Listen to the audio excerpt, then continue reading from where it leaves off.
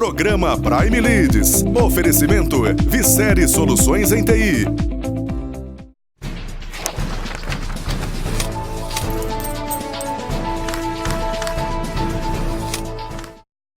Seja bem-vindo a mais um programa da Prime TV. Obrigado, telespectador, pela tua audiência. Obrigado por esse encontro semanal que nós temos agendados no programa da Prime para falar sobre negócios e carreira. Eu tenho hoje a satisfação de receber o Ricardo Rodrigues. O Ricardo é Head de Projetos do Magazine Luiza, também é Head de Supply Chain na AGR Consultores. Ricardo, obrigado por ter aceito o meu convite e estar aqui hoje me ajudando a fazer mais um programa da Prime TV. Seja bem-vindo. Obrigado. Você tem basicamente a tua carreira construída na área de supply e na área de operações. Quando você identificou essa tua inclinação para esses segmentos e como é que está sendo essa tua trajetória profissional, Ricardo? Então, a inclinação para a parte de supply e operações, ela começou na faculdade, né? Quando eu realmente percebi ali na faculdade de engenharia, né? Que eu percebi que eu tinha muito mais afinidade, muito mais gosto por processos, né? Pelo fluxo das coisas, muito mais nesse lado do que no lado de equipamentos, de máquinas, né? No detalhe ali do projeto de uma máquina, de um equipamento. Então, quando eu vi que eu gostava muito de ajudar as coisas a se organizarem, as coisas a fluírem, né? Isso foi me dando já aquela luz do tipo, olha, eu preciso entrar em alguma coisa que seja ligado a produzir, seja ligado a fazer movimentar, a fazer fluir, e aí que eu realmente direcionei minha carreira desde o começo para isso. E naquela época eu imagino que supply era, se não desconhecido, pouco conhecido. Como é que você vê a evolução do reconhecimento e da importância que o supply tem ganho cada vez mais nas empresas, Ricardo? É isso mesmo. De fato, quando eu me formei, essa área de supply chain era meio que uma novidade, né? Você via na porta de alguns escritórios ainda, né? Naquela época os escritórios eram muito fechados, né? Logística, né? Fala assim, nossa, mas o que é isso? Você saindo da faculdade assim, na faculdade pouco se falava disso, né? Inclusive, no meio acadêmico, né? Era uma coisa muito nova surgindo. E qual foi o que fez florescer muito essa profissão aí ao longo dos últimos anos, né, essa atividade? É a combinação, né, aquele conflito que existe entre o custo de servir e a exigência pelo serviço, né? Começou a ser fator competitivo das empresas entregar num prazo muito curto, atender o cliente de uma maneira muito rápida, atender dentro do que ele precisa. E, obviamente, atender expectativas cada vez mais crescentes começou também a representar custos crescentes, né? Ele fala assim, pô, mas quem que resolve essa equação? Né? É o profissional de supply chain, ele surgiu para resolver essa equação, né? Obviamente, ela começou a ser resolvida de uma maneira, agora, hoje em dia, ela tem que ser resolvida de outra maneira, né? De início, era basicamente fazer a cadeia funcionar em harmonia. Hoje, isso é pré-requisito. Hoje é pré-requisito que uma cadeia de valor funcione com uma certa harmonia, onde as partes se conversam e procuram encontrar melhor eficiência. Qual que é a novidade hoje? É você, de fato, ter um super serviço, né? Assim, além da cadeia funcionar harmonicamente, ela estar hiperconectada, né? Ou seja, os diversos agentes da cadeia estarem hiperconectados, e com isso você consegue atender o cliente de maneira muito mais rápida. Só a sequência hoje já não é garantia de um serviço surpreendente para o cliente lá na ponta. É uma teia de agentes, sejam transportadores, sejam fornecedores, sejam até os próprios agentes de venda, uma teia que funciona de maneira eficiente para atender o cliente da melhor forma, da forma como ele deseja ser atendido. Então, o modelo linear, que foi o início do sucesso da profissão de supply chain, ele hoje é apenas um pré-requisito. Olha, as coisas linearmente têm que funcionar bem. Porém, quando você fala em atender um cliente em poucas horas, você tem que montar uma rede logística eficiente, uma rede de supply chain eficiente para viabilizar aquele atendimento a um cliente em poucas horas, sem uma explosão de custos, né? Então, essa é a novidade hoje na área de supply chain. É indiscutível hoje a estratégia que é hoje você ter uma área de supply chain eficiente, né? A gente vê isso muito nas grandes empresas, não se vê Sim. tanto nas médias empresas. Você acha que isso é algo que é uma tendência, Ricardo? Você acha que os grandes players de fato vão estar sempre dominando as tendências, os caminhos que o supply chain vai estar trilhando hoje no mercado brasileiro? Olha, por incrível que pareça, eu acho que pela primeira vez a gente vê o surgimento de um espaço muito interessante para que o supply chain entre na média empresa, né? Primeiro porque ela está se sentindo pressionada. Da mesma forma que a grande empresa se sentiu pressionada por resolver essa equação do custo e do nível de serviço, a média empresa está sofrendo a mesma pressão agora. Antes, uma média empresa era blindada, às vezes, por ter um mercado muito bem definido, onde ela atuava, né? Por ter uma especialidade muito desejada por um grupo de clientes, então ela conseguia ali sustentar um determinado... quer dizer, o nível de serviço não importava tanto versus a conveniência dela estar naquela região para aquele mercado ou oferecer aquela especialidade. O que acontece hoje? O consumidor ou a empresa cliente e tal, ela tem um portfólio de possibilidades para resolver um problema extremamente grande, né? E consegue, através da internet, através dos canais online, digitais, consegue buscar soluções e alternativas em vários lugares, inclusive fora das fronteiras do país, né? Inclusive, imagina o próprio consumidor, né, hoje conseguindo comprar coisas da China diretamente usando lá o AliExpress, por exemplo. Isso aí, há pouco tempo atrás, era inimaginável, né? Então, isso acontece com as empresas também, né? Esse leque de opções pressiona o médio negócio para, tipo assim, opa, peraí, eu não posso mais aqui ficar no meu berço esplêndido, né? Só no meu mercado, que o meu mercadinho ali, que era antes todo blindado, está sendo atacado por outras empresas, né? E o nível de serviço e o cliente está batendo na minha porta exigindo níveis de serviço que ele nunca exigiu antes, né?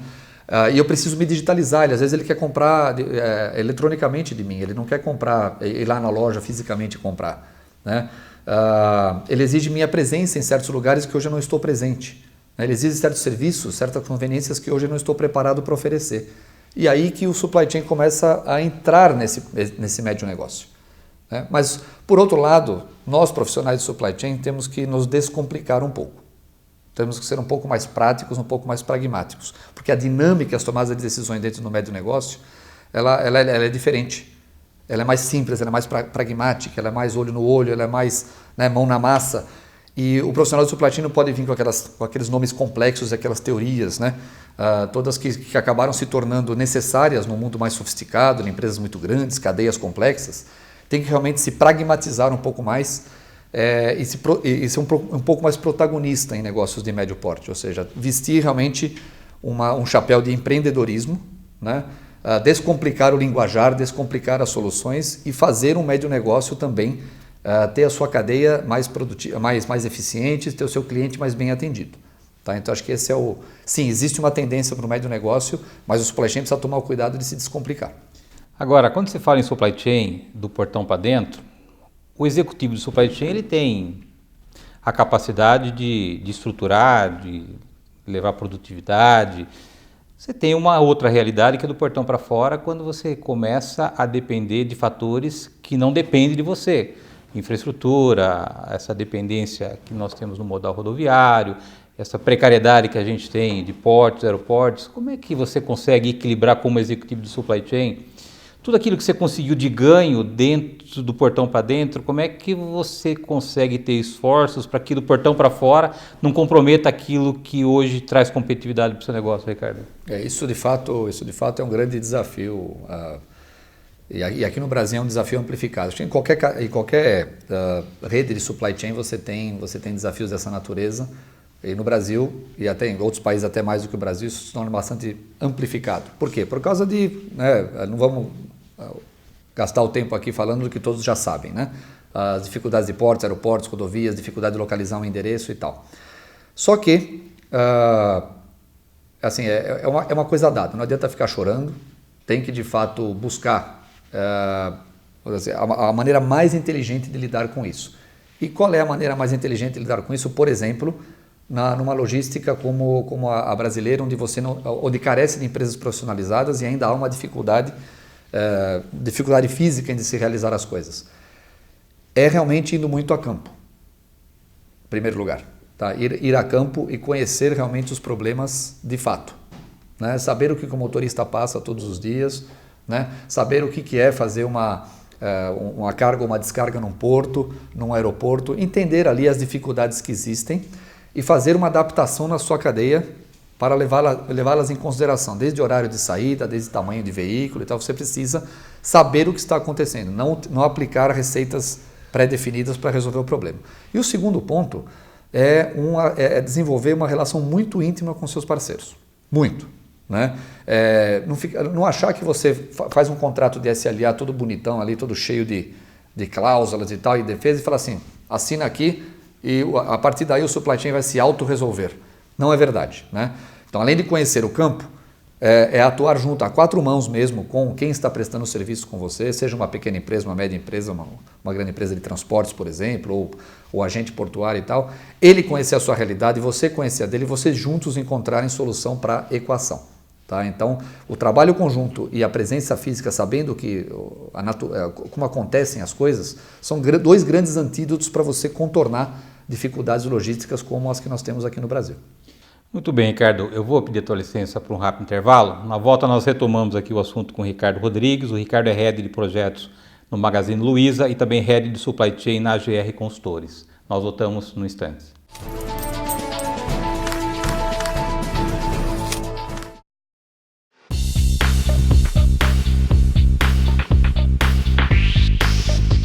Utilizar um bom sistema de gestão interno é um desejo da maioria das médias e grandes empresas. Quando esse RP é escolhido, começa a fase que pode transformar o sonho em pesadelo, a implantação. O sucesso de uma implantação de RP se dá com a união de um projeto bem estruturado e profissionais capacitados para executar esse planejamento.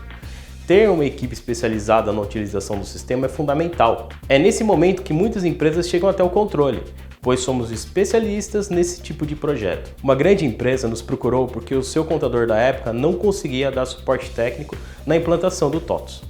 Assim, apesar de já ter adquirido o sistema, as partes contábil, fiscal e de folha de pagamento continuavam sendo feitas na plataforma do contador. Em 6 meses de projeto, conseguimos ajudá-los a concluir a sua implantação. E através do nosso BPO, hoje operacionalizamos todas as rotinas dentro do TOTS do cliente. Com isso, a empresa ganhou qualidade, agilidade e confiabilidade das informações para sua gestão e seu crescimento. Quer implantar um sistema na sua empresa ou já começou, mas precisa de suporte? Procure o controle e entenda como um projeto especializado pode ser a razão do sucesso na sua implantação.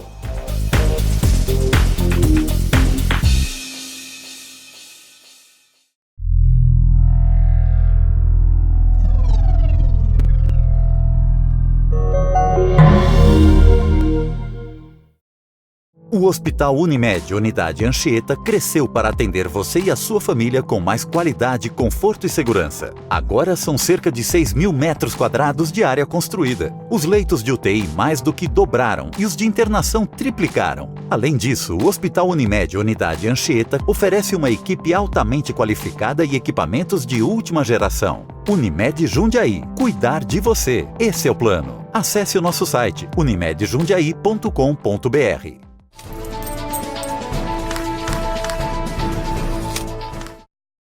Voltamos. Nosso convidado de hoje é o Ricardo Rodrigues. O Ricardo é Head de Projetos do Magazine Luiza, também Head de Supply Chain na AGR Consultores. Ricardo, eu queria voltar para falar da sua carreira, né? Você teve, ainda que uma carreira alinhada com o projeto de Supply Chain, mas passando por diversos segmentos do mercado. Como é que foi essa adaptação em diversos segmentos do mercado, varejo, indústria? Como é que você foi se adaptando dentro desses modelos diferentes de Supply Chain?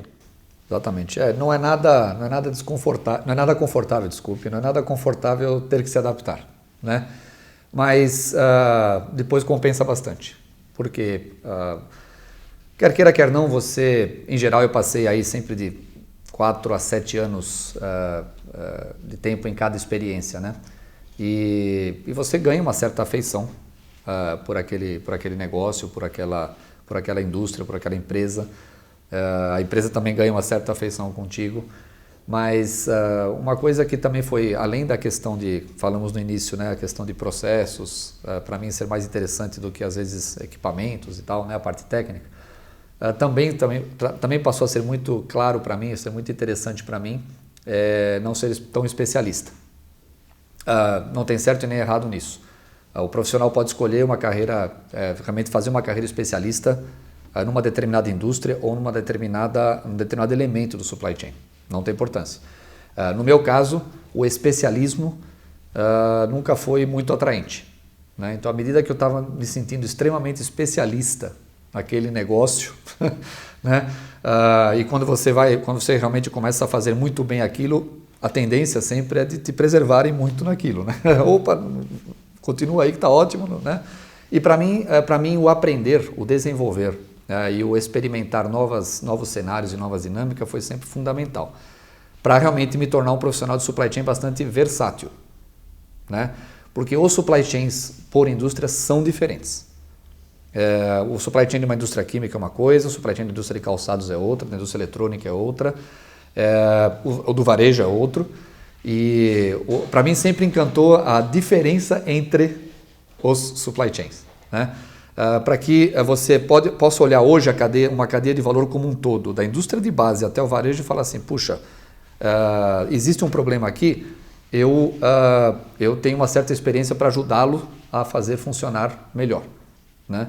Então, aí você tem que fugir um pouco do especialismo mesmo. Para você ter essa visão holística, você tem que fugir do especialismo.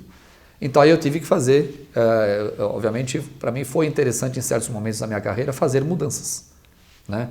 E para se adaptar a essas mudanças, o importante é você saber primeiro que você precisa de 1 ano para, de fato, entender o mínimo necessário daquele negócio para você começar a tomar decisões estratégicas mais profundas.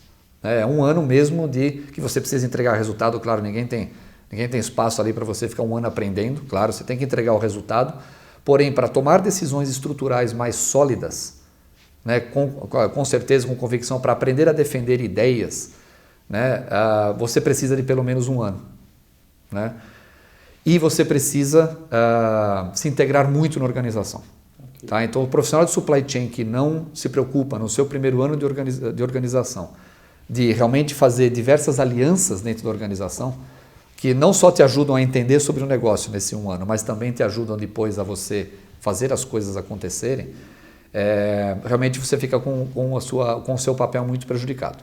Então, se de repente o profissional de supply chain se fecha muito no problema que sempre tem, né? Problema de supply chain ali para resolver, e esquece um pouco do restante da organização, incluindo até as próprias pessoas que fazem parte da equipe de supply chain, então fica muito tecnicamente envolvido no problema, costuma não dar muito resultado, gera frustrações. Então, tem que estar disposto a aprender muito, né, sobre o negócio intensamente, fazer um intensivo do negócio no primeiro ano e também um intensivo de relacionamento dentro da empresa.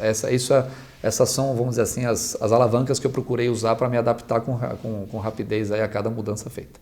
E dessas experiências que você teve, você poderia citar alguma que foi mais complexa, que foi mais desafiadora para você em função do segmento, Ricardo? Eu sempre fui atrás de abacaxi. Sempre gostei de na hora de avaliar, de sair de uma situação até já um pouco que estava se tornando um pouco confortável, um pouco especialista para uma situação nova, além do desconforto da mudança, é que na anterior o abacaxi já não estava tão espinhudo assim, vou usar essa expressão, né? Então eu estava realmente indo atrás de alguma coisa mais difícil de ser descascada. Então eu vou dizer que o nível de dificuldade que eu enfrentei ao longo para o meu nível de maturidade naquele momento, o nível de dificuldade que eu enfrentei foi sempre desafiante. Tá? Eu não mudei de área ou não mudei de empresa para de fato ali só para experimentar uma coisa nova. Tinha que ser algo novo com algo difícil de se resolver. Né? E aí eu destaco aqui, né, respondendo a sua pergunta, por exemplo, o desafio que foi na Gradiente, no período ali de 2003 a 2005, a gente fazer de fato uma reestruturação tanto do supply chain quanto da parte fabril que permitisse realmente os custos se tornarem competitivos e tornar o negócio na ocasião viável, né? Então isso foi uma transformação bem bacana. A empresa depois, mais à frente, teve dificuldades de continuar operando por outras razões, mas do ponto de vista da operação foi uma transformação muito bacana. No caso da Alpargatas, né, toda a remodelagem da importação de calçados em formato CKD ou SKD, para que de fato eles chegassem no tempo certo, né, e no custo certo para as coleções, porque tem as coleções de moda. Na BASF, o processo todo de integração da Cognis, né, que foi uma aquisição da BASF importante no setor de química para cosméticos, e também outros aditivos utilizados em aplicações industriais e nutrição também. Isso foi uma transição rápida, em tempo recorde, sem rupturas no supply chain, na verdade com ganho de nível de serviço. E mais recentemente o Magazine Luiza, né? Toda essa transformação da operação do Magazine Luiza, de uma operação de varejo tradicional para uma operação hoje para uma operação digital, né? Uma operação que tem já um quê de digital e que atende o cliente de maneira omnicanal, que nós falamos, né? Sem distinguir o canal que o cliente se relaciona com a empresa em termos de performance e atendimento, e também oferecendo diversas opções para o cliente ser atendido com grande agressividade em termos de prazo, né? Prazo e qualidade do serviço. Então, pegar uma operação logística que era bastante tradicional e que tinha os seus problemas ali às vezes de capacidade de atendimento, e trazê-la para uma operação de logística, uma operação logística que hoje se nivela aí a operações de classe mundial em termos de performance, foi também um desafio bem interessante. Agora, como é que é o Ricardo trabalhando com a equipe? Porque é um engenheiro com processo e com esse pragmatismo que você tem com as coisas, como é que você consegue fazer com que o teu time te acompanhe, Ricardo? Como eu falei, continuo aprendendo bastante, porque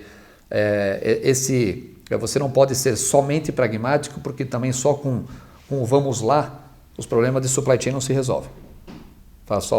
Às vezes tem que mexer no sistema, às vezes tem que tomar decisões técnicas mais complexas. Então, isso fica complicado. Agora, por outro lado, você também não pode ser extremamente tecnicista, né, porque a cadeia não absorve um excesso de tecnicismo. As coisas têm que se transformar aos poucos, né? Então, um misto de aprendizados práticos e principalmente feedback que eu recebi de líderes e de pares, né, foram extremamente importantes. E obviamente o que a gente estuda em cursos de MBA, em pós-graduação, ou seja, colocar tudo no mesmo cesto, né? Vivência prática, com feedback, com aprendizado teórico sobre como lidar com pessoas, relacionamento, né, e tal, que vai ajudando você a moldar, né, para não ser muito tecnicista, né, mas também não ser só muito obreiro, né? Você ter esse equilíbrio eficiente desses dois lados. Ricardo, eu tenho 1 minuto para encerrar o programa. E nesse 1 minuto eu gostaria que você compartilhasse essa novidade, o Ricardo também trilhando hoje um caminho novo de consultor. Como é que foi essa decisão e como é que está sendo esse desafio? Exatamente. É um pouco derivado daquilo que eu havia comentado com relação às vezes ao especialismo, né? Então acho que juntou duas coisas, né? Primeiro, a experiência, né, de diversos ambientes, diversas situações vividas em diversas indústrias, em diversas cadeias. Começou a surgir ali um bichinho dentro de mim dizendo, olha, que tal se você, ao invés de só colocar talvez essa sua bagagem para auxiliar uma causa em específico, por que não abraçar mais causas, né? Então, esse foi o primeiro ponto. Falei, puxa, já com toda essa experiência acumulada, uma coleção de feedbacks positivos, o lado positivo dos feedbacks falava assim, puxa, você devia... as pessoas admiram muito aí os seus direcionamentos, admiram muito o seu aconselhamento, a maneira como você arquiteta as coisas, a maneira como você leva em conta tanto fatores técnicos quanto fatores humanos e circunstanciais para implementar de uma maneira eficiente o que precisa ser implementado. Você devia assumir um papel muito mais, talvez, consultivo do que executivo, né? E, por outro lado, essa questão esse bichinho que vinha vindo, né? Que tal ajudar mais empresas, que tal ajudar mais contextos a melhorarem e não só um? Porque quando você é executivo, você está imerso em uma causa, né? Quando você é consultor, você abraça mais causas. Obviamente não dá para você vestir a camisa, que é uma grande é o lado legal de ser executivo, de pertencer a uma organização, mas o outro lado é que você pode abraçar mais causas, né? Com o desapego de um determinado momento, como consultor, você também tem que deixar a empresa seguir sozinho o seu caminho e abraçar uma outra causa. Então há múltiplas causas misturado com esses aconselhamentos que eu tenho recebido nos feedbacks, dizendo assim, puxa, olha, isso é muito bom, esse é um lado muito bom seu, potencialize ele, aplique mais ele, né? Então, acho que, mais uma vez, os feedbacks ajudando a você a tomar decisões interessantes na sua carreira, né? Como eu falo, feedback é um presente. As pessoas, às vezes, veem o momento de receber um feedback como um momento de opressão, né, de negativismo. Não. O feedback ele realmente ajuda muito a gente na nossa carreira, né? Tudo bem, Ricardo. Primeiro, desejo sucesso nesse novo desafio, mais esse novo desafio na tua carreira. Conte comigo, conte com a Prime naquilo que você precisar. Mais uma vez, obrigado pelo prestígio por estar aqui hoje me ajudando a fazer o programa da Prime. Obrigado, telespectador, pela tua audiência. Obrigado por esse encontro semanal que nós temos no programa da Prime. Lembrando que o programa Ineto vai ao ar toda terça-feira, 9h30 da noite. Eu aguardo vocês na próxima semana. Até lá.